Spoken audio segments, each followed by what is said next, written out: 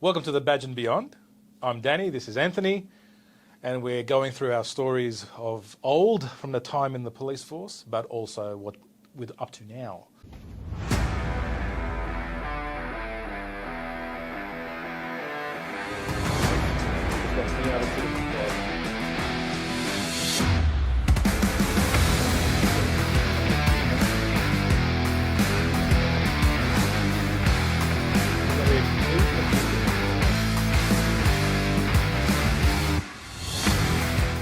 One of the questions people used to always ask us is, what happens to cops when they're off duty? Do you get involved in stuff? Is it like, we can commandeer a vehicle like happens in the US? Done that once, by the way. But I don't think I was legally allowed to do it, but I still did it. So, Anthony, are there any off-duty stories that stick out in your mind? Yeah, look, I think I've actually told this one on TikTok, but one of my best was in my first year of policing. So, oh wow, that's quick. It was pretty quick, and I didn't live in a bad area, but yeah. I'm living at home with my parents, and I'm like 22 years old. My brother's, he's a bit older than me, and we both did shift work. So I've been on nights, I come off nights, and if you've done night shift, especially when you're young, I've just done 2 12-hour night shifts. I'm not going to bed anytime soon. So it's like after midnight, and I still remember I'm watching that old movie, Smokey and the Bandit. Yeah, because remember, Netflix wasn't available back in like 2001, and Stan and all those other things, they weren't there. So I'm just watching TV with my brother, and I'm sitting there in my pajamas, and we've got this big dog, and he starts barking, and he barks at anybody that's walking past. And then we hear some glass break. I'm like, oh, okay, well, let's better go have a look. My brother and I walk out the front, and we're kind of on the high side of the street. And we're looking down, and the guy that lives opposite us is, if you remember the soft drink vending machine vans, they go around, restock them. His van is parked across the road. And I don't know this guy, he's only just moved in. My brother knows everybody. He's like, hey Bill, how you going? Because Bill is getting something out of the van. And all of a sudden, we see the guy, Bill, pulls up a bag and starts legging it. And my brother's like, that's not Bill. That guy's stealing from the car. Yeah. So that's it. We both start running. Now, 2 things to remember here is, first, I'm in my pajama shorts. Second, my brother is way faster than me. So I jump off the retaining wall because there's a vacant block of land next to me to try to get this guy's running this way, and I'm kind of trying to get to him here. My brother's wearing shoes, he's off. I land barefooted in rocks, and then trip and just stack it into this other pile of rocks like they've been excavating stuff, so I've absolutely smashed it. My brother's probably like 30 metres in front of me, and he's gaining on this guy. Because old mate thought that stealing $3,000 worth of $1, 50 cent, 20 cent coins was going to make the bag pretty light. And he's running down the road, and he takes a sharp left, and I'm yelling at him, stop police. And I'm like, oh, easy done. My brother's got him. My brother used to work in security, so he'll get this guy. And as I get to the street corner where this guy's gone left, my brother's right behind him. He's only a couple of metres behind him, and there's a Ford Falcon, like an XE model Falcon, and as the guy gets towards the passenger door, the engine starts up, the lights come on, and he takes off, and my brother's right in front of the car. And I just see my brother get smashed by this car. Legs go up in the air, he rolls over the roof and off and face plants next to the car. Wow. And right at that time, the fun and the excitement of the foot pursuit became despair and anger, because honestly I thought he was dead. Yeah. But this guy is still running up the road, heading into the back. We were near a nursing home there, and he's heading in the back of the nursing home, and I'm like, it's the stupidest things that go through your mind at this time, but in my head I'm like, if I don't get him, my brother's going to be pissed, right? Dead or not, he's going to haunt me because I didn't get the guy. Yeah. Second of all, I need to hold someone responsible for what's just happened. And thirdly, now I'm just pissed. You can imagine the rage. So because I've been behind him, this guy's got to kind of make a beeline back to my side of the street. I'm gaining on him, and I'm screaming at this guy, stop, police. When I get you, you're done. You've killed my brother, all this kind of stuff. And there's like these 10, 15 stairs going back to the nursing home. And old mate, by this stage, has dropped the bag of $3,000 odd, as it turned out to be. Coins are everywhere. Yeah. And he's like run up the stairs one at a time. I've gone up that flight of stairs in literally 2, maybe 3 steps and landed on top of him. And I'm just wailing into this guy, and we're into it. And I'm like yelling, "You killed my brother!" And then all of a sudden, there's my brother going, "Dude, it's okay, I'm all right." Oh, he just turned up? He's just hobbling along. Like he's picked himself up, and he's like followed up, and I'm like, "Oh." And then I'm like, all right, so this guy's safe now, because I probably would have, potentially killed that guy for killing my brother. I'm going to pick him up and start to like head back to walk him away, and the car comes back.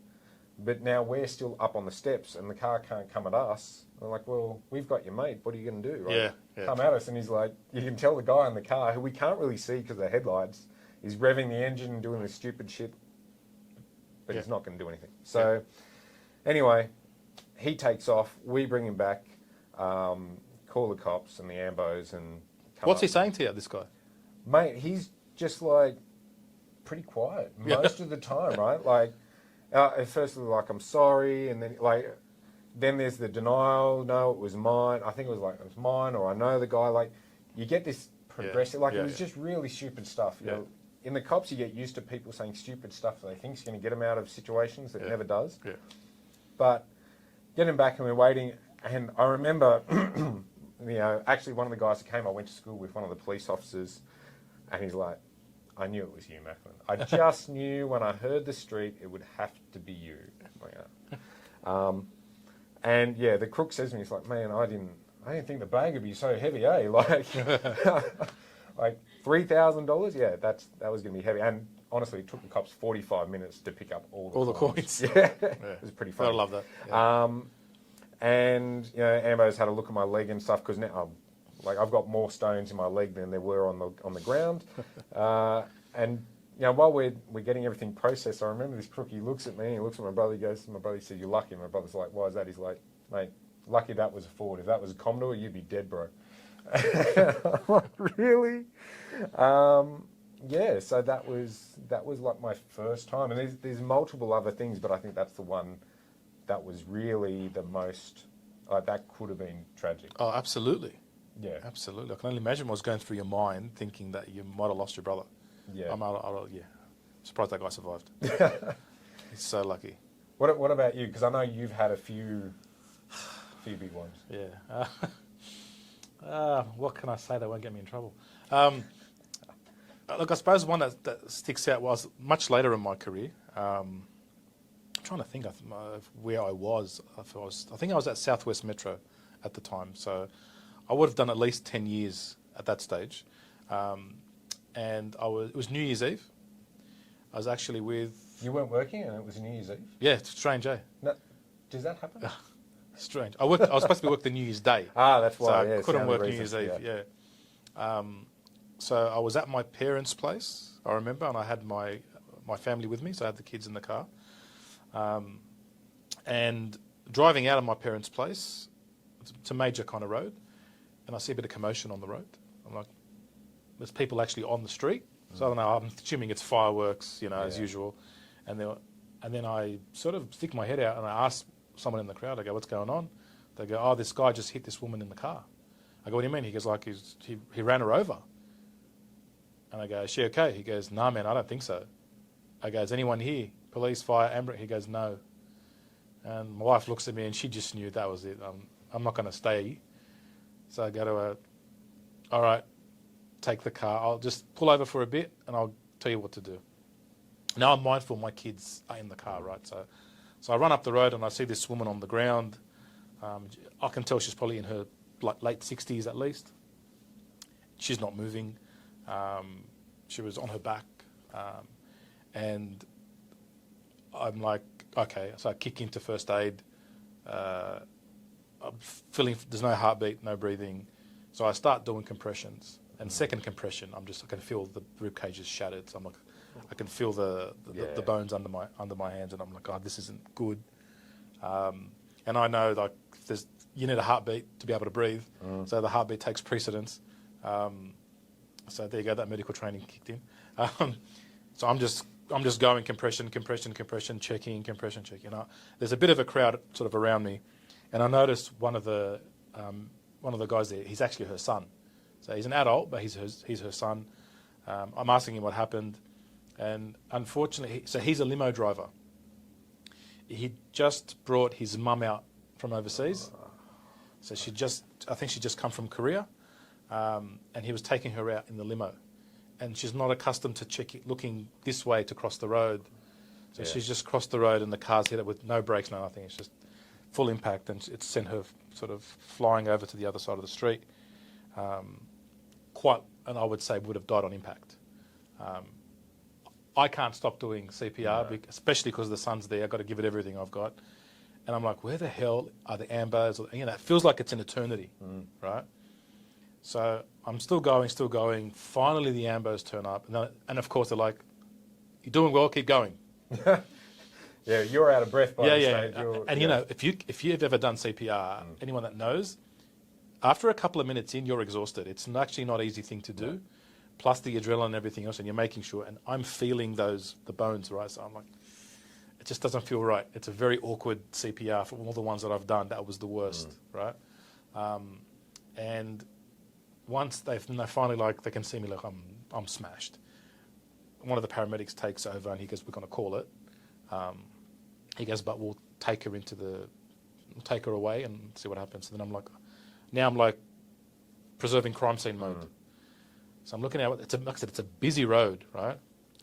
And I had gotten the neighbours to make their cars like a sort of a boundary to stop the cars from coming in. And I remember this truck driver drives down, and he's like, "Nah, I'm going through." And they're like, "Nah." And so I'm like, "Do I deal with this or do it?" I'm conflicted, right? So eventually, when the ambos do their thing, because before they go, I do a chalk outline of her body this is where she landed, this is the orientation. Like you don't have photos in those days with the phone. Like there's none of that. So I'm trying to write notes on this because someone gave me chalk from the front. Yeah. So I'm writing it on the road. I've got nothing to write it on. So I'm trying to put little things that will remind me what they mean. Okay. And then this idiot truck driver is just honking his horn, and now he's getting me pretty angry. Right. By this time I've told my wife to go take the kids home. I'm going to be here for a while. And he's like screaming out. So I pull out my badge and I'm like, I'm telling you, this is a police incident. Just move on. I don't care who you are. So then the neighbours have like, leave the cop alone. It was the best. And then like 10 guys come out and the truck driver's like, oh, okay. He gets in there. He pisses off. It was fantastic. But I then go over and I'm trying to recreate what happened, talking to all the neighbours. Then I get the make of the car. I get my partial rego, which way the vehicle would have went. So I'm like, I wonder what... And then they said, I think it was a female driver. So I'm thinking to myself, okay, I wonder what this person would have known. They've done some serious damage to this person, right? From reports of one of the witnesses, it looked like an older woman was driving. And I'd be like, I don't think she would have been able to keep this to herself. So I'm like, I tell the police that end up turning up. I actually call the supervisor on my mobile, going, where are you? She goes, oh, it's New Year's Eve, there's a million jobs. I go, this is a fatal. She goes, oh, how do you know? I go, because I just did CPR on her. She goes, oh, sending someone now. So then she comes herself, the supervisor first, because the cars are all tied up with other things, works out this is a problem. Now you need to get crash investigators and all that kind of stuff. And I tell her to broadcast to the hospital. I think this lady, the driver, will turn up at the hospital. I don't think she'll be able to. I think she'll have a panic attack. Like it's very likely. 2 hours later, what happens? She turns up to the hospital and panic attack with her lawyer. Right? Because that's what I always do. Whenever I'm worried I need to go to the hospital about something, I call my lawyer. Yeah. She ended up being actually related to someone very high profile. She was kind of resourced once everyone... look, and to her, she did. It wasn't her fault. The lady definitely crossed without but she should have stopped. Yeah, she should have. stopped. Yeah. I think rendered assistance. Exactly. Something done. Exactly. Just waited. Instead of doing what she did. Anyway, so crash investigators come out. I'm still there, and he's like, "What?" And I'm You're still there by the time crash. yeah. So you can tell how many hours I've been there. I get recalled to duty. Yep. So now, I'm on scene. I deliver the death message to the son. Yep. And he tells me that how he brought her out was it was really sad, really tragic, kind of thing. And then I'm talking to the crash investigator about, okay, he's like, okay, look, this chalk line is this is that, and I'm just sort of showing him everything. Anyway, that goes. Maybe 6 months later, in my, the pigeonhole at work, they give you to put your mail. There's a region commander citation for this thing, and I'm looking at it going, what was this? And it was like the crash investigator actually put in for diligence in blah blah blah, recording all this kind of crap. Ended up being she was successfully prosecuted. She didn't go to jail, but she pled guilty to the thing. But I remember going home hours and hours later, and that was New Year's Eve. That's something you would have spent with the kids. They want to see the fireworks, and you know what I mean. It reminds you how, but it pales in comparison to this poor guy who now New Year's Eve to him is his mother's death. That's right. You know what I mean? He held himself responsible because he wanted to show her the car and all that kind of stuff. So it was tragic and sad, but it also sort of you're never off. You can't not respond to that. No.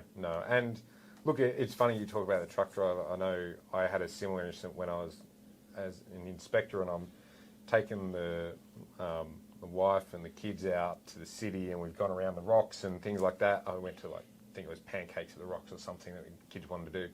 And on the way out, it's Friday night, school holidays, and then there's 2 cars stopped in the middle of the street for no reason, and I'm looking, what's going on? I'm like, the motorcyclist is being hit. Yeah. And he's just driving up the road, and someone's been in a parking space and done a U-turn, and boom, he's gone. And so, I jogged down, but everybody's got no idea what they're doing. And then you're not in uniform, which means everybody's you've kind of got to announce what you're doing to people. And then they're always like, but are you really a cop? And you're I'm a police officer, it's all right. Yeah. And you got to start, but you're thinking crime scene, you're thinking first aid, you're thinking where's the offender, all those other things, and even traffic management, I get anybody I can in those situations. I learned to get everybody involved that I could, just so it made my life easier. And then I'm talking to this guy on the ground, and he's like, I said, well, mate, you know how they say there's never a cop around when you need one. What you actually need is an ambo, but all you get is me. I'm sorry. Yeah. But, and you can see he's like, and actually that guy's really stoic. I remember he's just like, yeah, my leg's broken. I'm like, how do you know? He's like, no, I felt it go. He's not screaming or anything. He's just there. I'm like, what about your hand? He's like, yeah, that's gone too. Yeah. Okay. And then I'm asking these questions that are really weird because I know they're special first aid questions and things. And again, it was 45 minutes before the police could get there, and my wife didn't know anything. She's like, what do I do with the car? What do I move things? It's just, kids are in the back, and I'm in the city. I'm not nearby or anything else, and no one's coming. So you're never off duty with the cops. Some people can you do this? Can you do that? You're always on duty. And when you take your what they call the oath of office, so when you're on the parade ground as a police officer, you can take an oath or affirmation for your service and your duty, and that's basically you swearing before God or swearing on your own honour that you will uphold the law, they say, without fear or favour. And that's 24 hours a day, 7 days a week. So in fact, you can, if it's found that you were in an area where something was happening and you didn't take action, and taking action could be a phone call, it could be jumping into the situation, it could be anything, but if you didn't take action and you were there, then you can be... but isn't it funny, the first thing cops will tell you when you come out, don't get involved. Yeah. Straight away. As soon as you come out, they're like, don't do anything off duty. No one wants that. Don't give us work. It was just hilarious. And I remember every time I probably got involved, probably at least 50 examples of off-duty stuff I did in those 18 years. But it was always in the back of my mind, great, Yeah, great. yeah. Off duty. What are you doing? Yeah. You know, and I had motorcyclists. And again, I'm at kids' parties, a birthday party, and you know, you hear the screech, and you hear that thud. Oh. So I heard, like, I could hear the motorbike, then a screech, then thud, and I'm like, oh crap. So because usually I'm the guy at a kids' party that's outside the front of the house. 'Cause I don't want to borrow that noise. I'm usually hiding. I'm pretending I smoke because I don't. I'm usually talking to one of the smokers outside the front. And yeah, so I was on the side of the house, I remember, and I came back out. And then sure enough, there's a motorbike down and there's a rider way up on the other side of the road. So I run to him. And, you know, the first thing they're like, don't take the helmet off, don't take the helmet off, don't take the helmet off. And the first thing he's trying to do. You take the helmet He's trying to take the helmet off. So I've like lifted the visor for him. I'm talking to him. And like, tell me what hurts, whatever. And so I'm just feeling his body. And I go to his abdomen, and that's just like, he looks like he's 9 months pregnant. And I'm like, okay, he's got internal bleeding. So I stay with him, and then he starts to go cold. Like I'm feeling his hands. And he goes, I'm going to die. And I'm going to die. And I go, no, you're not going to die. You'll be all right. It's okay. Everything's okay. And I'm just talking to him the whole time. And I remember he's starting to say the prayers of like someone who's passing away. And I'm like, you're with me. You're good. You're not going to die. By now, it's a kid's party, so kids are coming out. Yeah. So now I'm like in Danny voice, get those kids back inside the house, just in case this guy does pass away. I don't want them seeing this.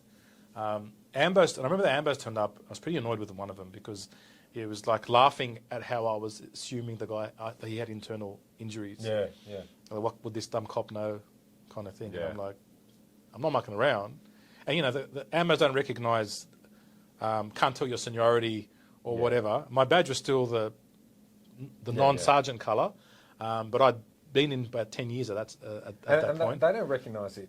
You do all the coroner's brief. Yeah. Right? Yeah. Like, you go and sit with doctors and nurses and get an understanding of why someone died. Yeah. And you do that coroner's And let brief alone the present 5 years of medical Yeah, degree. yeah. But then I remember when the officers turned up, they knew me, obviously. It was from the same station. You didn't just pop out a picture of your degree? And No, say, I was going to go, I hey, did medical. here's anatomy, here's physiology, here's biochem. And when the cops turned up, they're like, Daniel, they go, he's one of our senior officers, sort of thing. Anyway, they take him, he goes to ICU, right? I end up knowing his brother really well, the writer. Would you believe it? I would actually, being you. Yeah. So I find out through other people, they call and they go, this guy wants to talk to you. I'm like, okay. So I answer the phone. He goes, hey, thanks for what you did for my brother. I go, was that your brother? He goes, yeah. I go, how is he? He goes, he's in ICU. He's got internal bleeding. Yeah. So I go to the hospital and visit him, and he was like, you know, thank you for being there. He goes, I probably panicked a bit. Again, I understand. I don't think you're in the ICU. It was justified. When you justified panic. When you've just poleaxed yourself on a car in the middle of the street. Yeah, he was just justified. Not a great rider, riding crazy, way too fast, way too confident, and the conditions weren't great. But mate, that's the kind of things you get involved in sometimes off duty. Yeah, absolutely. Look, I think it's one of those things when you're coming along in that, when you're at work, you know you've got, you get some information. When it just happens in front of you, it's a little bit different.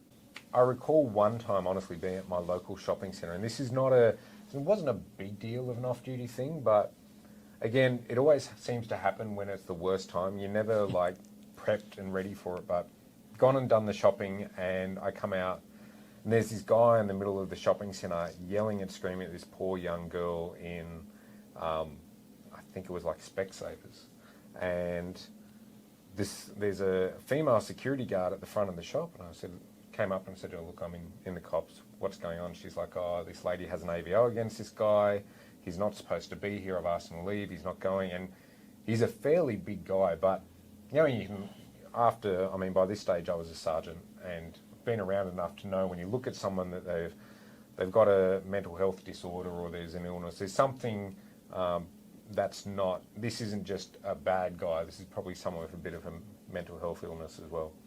So I'm like, have you called the police? She's like, I've called them twice, and you know, it's been more than half an hour.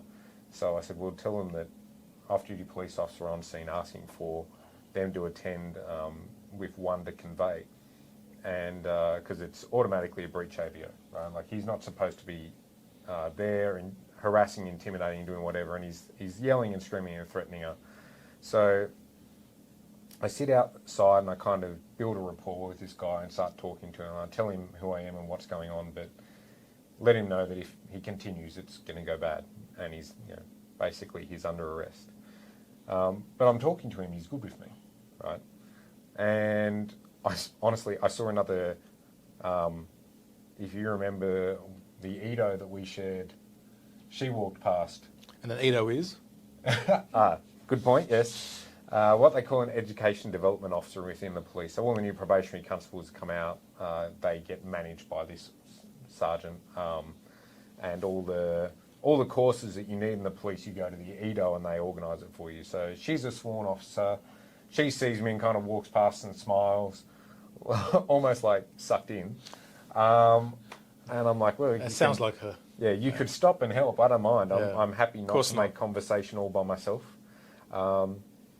And, she goes, and so it's probably 45 minutes, close to an hour, the cops turn up. And, they kind of just walk in, see me, speak to the security guard very briefly, like, oh, okay, well, we'll go. But they don't really, get a briefing from me or anything. And they're just going to walk in this guy back to the truck. So I'm keeping him going because Danny and I both have a martial arts background.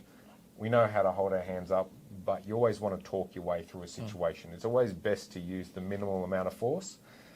And I'm looking at these guys and they're like, I've got more experience than these three guys because they had a probationary constable with them. So it's two probationary constables and one woman, female constable with a, hadn't even been in for 5 years. And, I'm just talking to this guy, coaxing him out. Like I said, big guy. And this upstart little female officer's like, you can go now. We don't need you. And I was like, And I really want to, there's that point like, I would love to drag you aside and tell you all the mistakes you've just made, because if you were on my team, I would absolutely punish you for the operational safety mistakes you made, the procedural mistakes you've just made. Yep. But I've just spent an hour of my own time sitting with this guy. I'm like, you know what? He's all yours, love. Yep. You do what you want to do. Yep. But that's the thing from our side too, that you see there are some great cops out there. Sometimes it's just some lackluster cops too that are just, I don't know, it's like they just don't want to leave or they're having a bad day, but sometimes, everybody's got a bad police story because they seem to get that one guy or one girl that's not interested. And as cops, we see it as much as you do. Yep. Sometimes it's like appearances, right? I remember once I was in the city with three other mates. I think we were going to watch a movie or something. And I see this young kid, probably about 12, 13. And then there was about 14 other teenagers just sort of around him. And they kind of one of them puts his arm over him and is dragging him down a laneway. And this kid looks terrified. And it's an obvious gang, right? Yeah. And I'm like, So I just said to the guys with me, I go, just stand where you're standing and just watch me. I'll look over and nod at you and stuff. I go, but don't come to me. They go, okay. So I walk over to the guy that's got his arm around this kid, and I flash my badge and I go, let go of him. And I go, you're lucky we're doing a different undercover operation. I go, and if you don't, I go, right now you're distracting us. So let this kid go, otherwise the rest of my team's going to grab all of you. And I look over, I go, well, make your decision. Then they see me look at the other three guys that are my mates, right? And I just nod at them, they nod at me. And they let go of this kid and they walk off, and I grab the kid. I go, what's that about? He goes, oh, they're going to bash me. Okay. So I'm like, walk with us till they can't see you anymore, then go do your thing. He goes, okay, so he's just hung out with us and then took off down town hall or whatever it was. But, you know, you're like, there are things you're like, if you don't do something, you know, it's going to end up badly. But I remember many times it was frustrating. Sometimes I'd see someone who I knew had a warrant. Yeah. Right? So I'd call in the station and go, hey, do this check for me. And they're like, aren't you off duty? And I'm like, yeah. Yeah. And they're like, okay, but you realise like criminals always up for grabs at the end of the day. I knew we had warrants because we were working on this guy before.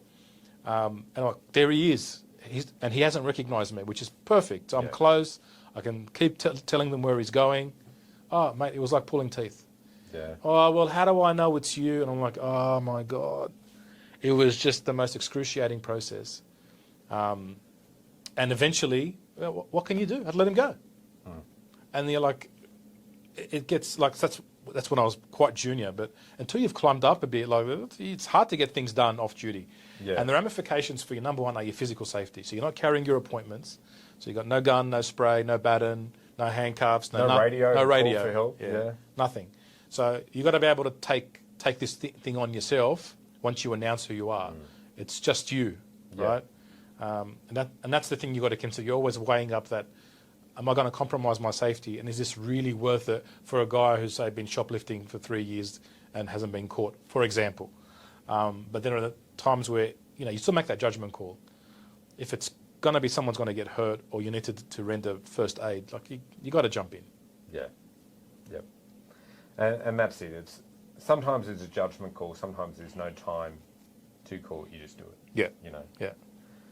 So, yeah, off-duty stuff is always an issue too in that space around.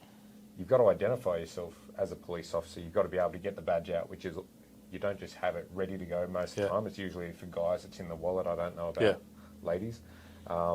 And then people will say, oh, I hit them because I didn't know they were police officers, and I've seen that work at court. Yes. So,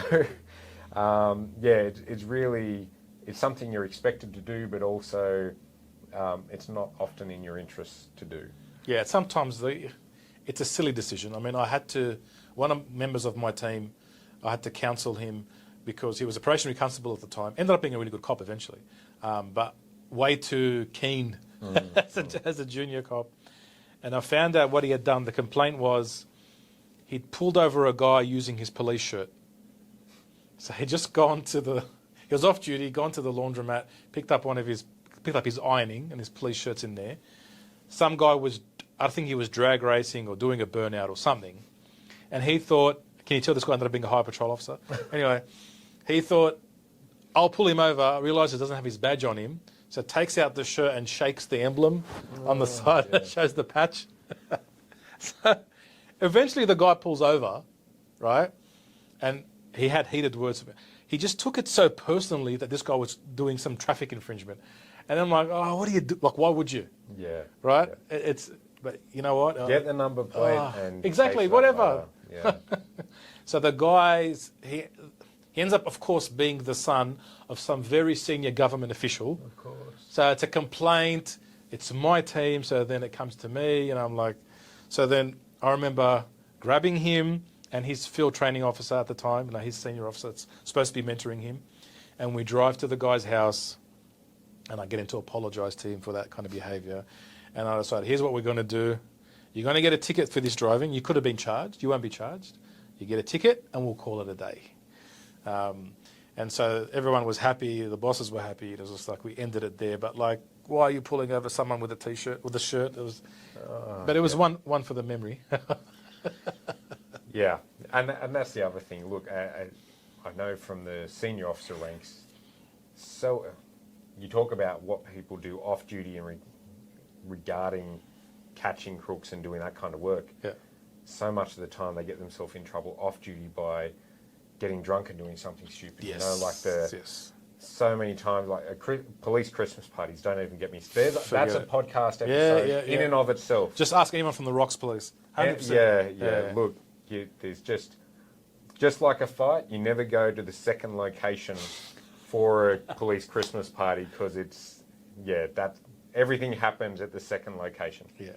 I got called so many times because I was the union chair, right? I was the association chair at Bankstown for a couple of years.